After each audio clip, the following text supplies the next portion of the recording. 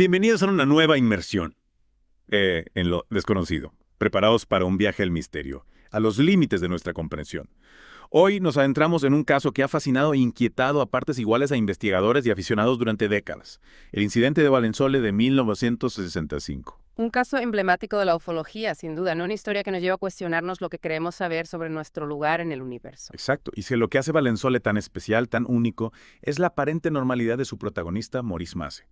Un hombre de campo, trabajador, sin ningún interés en la fama o en lo extraordinario, que de pronto se ve envuelto en una experiencia que desafía toda lógica. Una experiencia que lo cambiaría para siempre. Sin duda.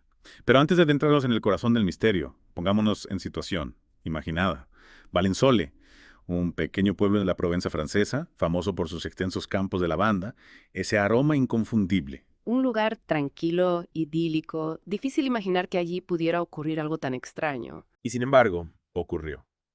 Es 1 de julio de 1965, una mañana aparentemente normal para Maurice Masse, que se encontraba trabajando en su campo.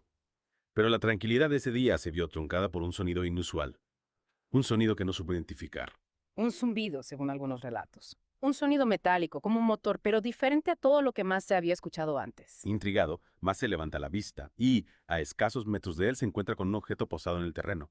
Un objeto que no se parece a nada que haya visto jamás. Ovalado, de estructura metálica, de aproximadamente 1,5 metros de alto y 2,5 de ancho, apoyado en unas delgadas patas, como si flotara sobre el suelo. Una imagen, desde luego, sorprendente.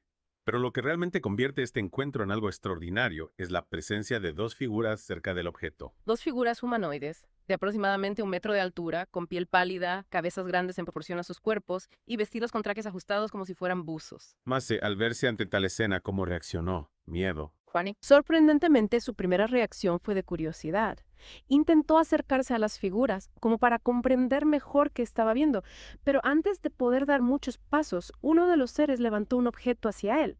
Un objeto cilíndrico que algunos describen como una especie de arma. Y en ese momento, Masse sintió una fuerza invisible que lo paralizaba por completo, incapaz de moverse, de hablar, de gritar, completamente a merced de aquellos seres extraños. una situación aterradora sin duda. ¿Cuánto tiempo permaneció Masse en ese estado de parálisis? No se sabe con certeza. Los relatos varían. Pero lo que sí sabemos es que, en un momento dado, los seres volvieron al objeto, que ascendió rápidamente y sin hacer ruido, perdiéndose en el cielo azul. Como si nunca hubiera estado allí. Exacto. Y Masse, finalmente liberado de la parálisis, quedó conmocionado, desconcertado por la experiencia. ¿Qué había sucedido? ¿Qué había visto? Al inspeccionar la zona donde había estado el objeto, encontró algo inusual, alguna prueba de aquel extraño encuentro. Sí, de hecho. Masse descubrió un pequeño cráter en el suelo, justo donde había estado posado el objeto. Y la lavanda alrededor estaba completamente seca, como si hubiera sido expuesta a un calor intenso. Además, la vegetación en esa zona tardó más tiempo en recuperarse que en el resto del campo. Evidencias físicas que dan peso a su testimonio.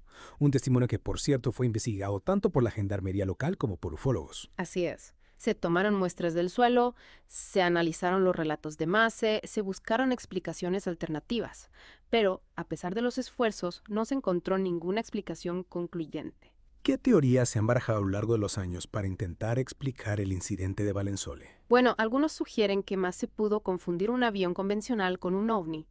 Otros apuntan a la posibilidad de un fenómeno meteorológico extraño o incluso a una alucinación. Pero, si tenemos en cuenta la descripción del objeto, la parálisis que experimentó Masse y la evidencia física en el lugar, realmente estas explicaciones son plausibles. Es difícil saberlo con certeza. Lo que sí sabemos es que Maurice Masse, un hombre conocido por su honestidad y reserva, nunca buscó sacar provecho de su historia. Sus relatos, a lo largo de los años, se mantuvieron consistentes, lo que lleva a muchos investigadores a considerar su testimonio como auténtico. Entonces, ¿qué pudo suceder realmente en aquel campo de lavanda?